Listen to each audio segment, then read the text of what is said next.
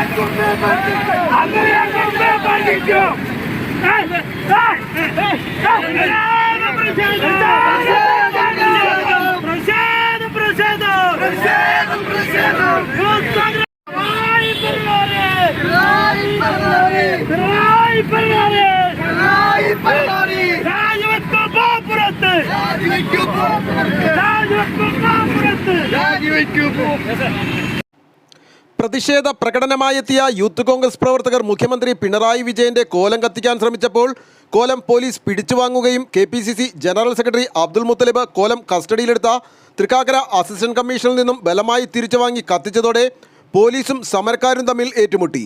ദേശീയപാത ഭാഗികമായി ഉപരോധിച്ചതോടെ പ്രവർത്തകരെ പോലീസ് അറസ്റ്റ് ചെയ്തു മാറ്റി.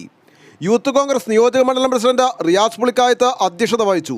യൂത്ത് കോൺഗ്രസ് സംസ്ഥാന ജനറൽ സെക്രട്ടറിമാരായ Jinshad Jinnas, Lindo Piando, Dinil Raj, Congress block president Madhu Purakkad, PM Najeeb, Rasheed Thanath, Muhammad Kunju Chavittithara, Jabbar Kummancheri, NR Chandran, Martin Thayankeri, Ansar Thorath, youth Congress മണ്ഡലം പ്രസിഡന്റുമാരായ അൻസിൽ മുഹമ്മദ് അലി, ജുനൈദ് KR, റിദിൻ കോബി, രാഹുൽ ജോർജ് എന്നിവർ നേതൃത്വം നൽകി.